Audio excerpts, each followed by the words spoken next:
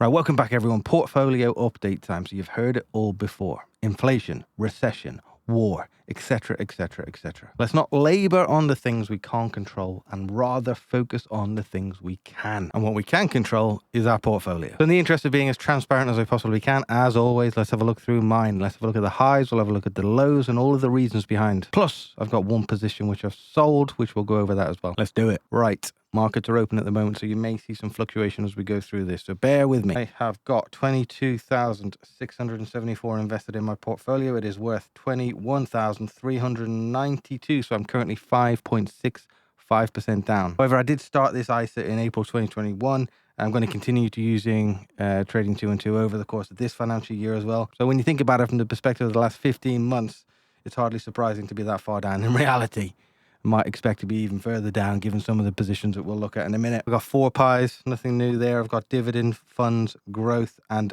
one for a new car when I need it. My goal is to invest as much as I possibly can over the next 11 years. That'll bring me to 50. I'm 39 now in order to reach financial independence. With this portfolio and my Hargreaves Lansdowne portfolio, I've got a total of about £30,000 invested across these two. And I'm investing £1,700 a month. And I'm going to increase that every year by 3% to assume a sensible rate of salary increase. And I'm also going to say that I'm going to get about a 9% return per year on average. So over the course of 11 years, all of those factors considered, I'll have a portfolio worth about £500,000. And that'll be enough to pay all my bills. That's my bills paid for. That's financial freedom right there. If I can do it any sooner, I'm looking at ways in which I hopefully can. Well, fair play, that's what we'll do. But in reality, 11 years out is what we're looking at. So let's get into the portfolio and look at some of the positions. So starting with 3M, so this is my worst performing stock. It has dropped by 27% so far this year alone. We've got 37% year-on-year decline. So the theory here is investors have been scared off by this stock because there's a pending litigation going on around some military-grade earplugs of all things. So that's going on in the background and has created a reason, basically, for investors to sell out. So that's what the theory is, as far as I'm concerned. It's going to be chip paper by this time next year. So I'm going to continue to drip into this, pick up an even better average, an even better yield on cost for a dividend that pays, what does it pay? 4.63%. So a pretty tasty dividend. Next one is Alphabet, which is down 14% year on year. Now, put it this way, the amount of dollar that these guys make, this is an amazing opportunity to average into this business while it is down so low. We won't see very often, my opinion, of course, not financial advice, we're not going to see a 14% decline in this business very often over the course of a 12-month period. I think this is an opportunity to get some really cheap Google stock. Amazon down by 40% year on year. 40% drop in Amazon, one of the biggest businesses in the world. So that puts it back to, when we look at the max view, that puts it back to where it was pre-pandemic, around 8th of March, 2020. So a lot of this growth over the last couple of years has been pandemic related while people have been home, etc. And it is a growth stock, of course. It is a very, it's obviously not a stable growth stock, but it is one of the more bigger institutions, which makes it relatively more stable a growth stock. And we've seen a 40% decline over the course of the last year. That for me represents an 18% decline because I've been averaging in, of course. No major concerns there whatsoever. I'm going to continue with that one. I'm happy to hold that one for the next 10, 11, 15, 20 years even. Apple's dropped by 0.5% over the course of the last year. It has increased when we look at a 1 month view of about 12%. So nothing really major to be concerned about there. This is probably one of my favorite businesses in my entire portfolio. I really love it. The amount of cash that these guys generate, the amount of cash that they have in the background as well. They are sitting on piles of the stuff. Right, I got some iShares ETFs all over the shop. Automation down, electric vehicles down, biotech down, clean energy down. But I just want to put a point on this one. Clean energy is the future. Now, I've not got much invested here, 169 quid. Probably need to rectify that. If you look at all of the major businesses in the modern Western world, over the course of the last 5 years, they have all created net zero initiatives, net zero targets, ranging from anything from 2030 for some of the more ambitious all the way to 2050. But that means over the course of the next 30 years, all of these businesses where the leadership teams are targeted on their sustainability agenda are going to start investing into some companies to try and improve their sustainability agenda. So what does that represent? Opportunity. Massive opportunity. I think we're going to see some massive growth within this area. So clean energy as an ETF is not doing too well at the moment. But over the course of the next 30 years, if you can identify some sustainability related businesses that are going to help some of these big boys reach their goals, I think you're onto a winner. Johnson & Johnson flying nearly 19% up. Nice little dividend. Can't ask for much more than that, to be honest. So one of my biggest positions then is Legal & General. That is 8% down year on year. I am 10% down on it at the moment, but I have very few concerns about that. I have very few concerns. This is a proper, stable business that is going to generate a dividend for its investors for a number of years. So continue to hold that one, continue to average in with it. I'm not concerned at all that it's one of my larger positions. I love that business, to be honest. McDonald's flying 19% up within that one. Another dividend business that's doing really well. Dividends up in general have done really well over the course of the last year or so.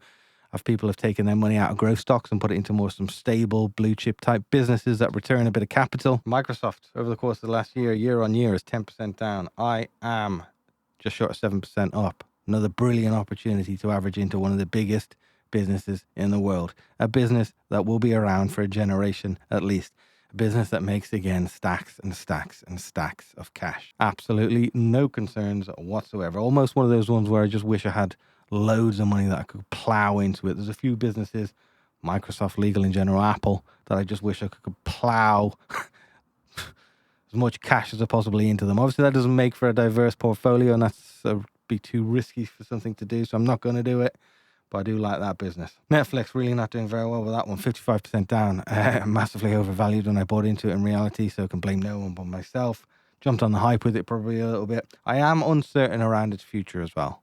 How much money can Netflix make, and how many subscribers can they continue to drive? We have seen subscription rates of declines. They've slowed down within Netflix. We're seeing people actually, with a recession in place, with inflation in place, people are trying to get rid of the subscriptions that aren't massively necessary, I suppose. So I'm a long-term investor, though. I'm still concerned over a 10, 15, 20-year period with that one. If I was break even right now, I'd sell out of it. And the same can be said for PayPal. I've said this before. I don't believe that PayPal have kept up in the world of fintech. I just think that I use them less. So that's got to be one of the barometers that you sort of use for assessing your businesses, taking the financials from one side when you consider, well, actually, I'm barely using PayPal anymore. Apple Pay is so much easier. It's so much easier to process transactions. So if I'm seeing myself use something less and less, that's got to be a bit of a warning sign, which it is for me. So I want to get out. Again, not got much invested in here, but look how far down I am, 63%. I do want to get out of it as soon as I can. Pepsi, however, love it. 24% up, plays a nice dividend, not massive dividend. What's it at? It is at 2.68% at the moment. Over the course of the last year, it has returned 11%, and I am 25% up. I love Pepsi Max. I love Walker's Crisps, again, products that I consume every week, if I'm honest, and I think a lot of people do. And even in recessionary times, people will continue to purchase those sort of consumer goods. So more than happy with Pepsi, do like it. Realty Income gives me a monthly dividend that I just love see ticking in every month. Really stable business, generates its cash as a REIT, of course, and it's probably one of my bigger positions as a result, probably, of reinvested dividends. I haven't done anything different to that one. I haven't invested more heavily into that one than some others within my dividend pie, but I've reinvested those dividends back into it, and it has resulted in pretty good return. Rolls-Royce has struggled. There's no question about it over the course of 2022, but there has been some really good news. SMRs, they're little mini nuclear reactors. They've got some contracts for that coming in place across the world, some orders coming in for that. So that's going to generate some significant revenue. That's where they see real growth as well. We're continuing to see conflict across the world as well, which obviously helps Rolls-Royce. The travel industry is starting to increase a little bit. If they can keep up with demand, that's the one problem there. So I don't see much of a problem with Rolls-Royce. Tesla's doing okay, small position there. Uber is dying on its arse, 43% down. Pre-revenue, of course. Proper speculative one for me. Don't know what I'm going to do about that one in the future. Unilever's fine, just break even. Nice little dividend on that. Big, massive UK company. One of, if not the biggest UK company, I think. And the amount of brands and products that they own, no concerns whatsoever for me. Some of my big funds, in terms of my allocation that I got into them across there, I'm trying to go heavy into funds. As you can see, we've got 250 all world, emerging markets and S&P, all down. That's fine. I'm going to continue to average into that. Now, Virgin Galactic, I did do an update on that recently. I'll put a link to that here. Look above. Some really good news coming out from those guys. They really are investing into the future at the moment. They've just opened a new facility in the US as well for developing their Delta class airlines, which I didn't mention that in the video actually. So that was announced yesterday. So some pretty good news as far as I'm concerned from these guys. 50% down still though, but to be expected. And Disney, another business that is really far down. What are we year on year on that one? We are 50% down. It's been cut in half over the course of the last year. Doesn't necessarily make any sense to me. They are still doing pretty well. There are some concerns in the background. I'm not going to go into them here because this is a top line touching them, but 50% down, the business cut in half. Another opportunity to average into something really good. Now, the one business that I have sold, if you are really eagle-eyed and watch a lot of my content, you'll pick it out. But it is Visa. So I got rid of Visa. I was just about break even, just about into the green with that one. I have mentioned before that I was looking for an exit opportunity within Visa. I just think cash can be spent better elsewhere. I just think I'm going to get a better return on my investment elsewhere with Visa.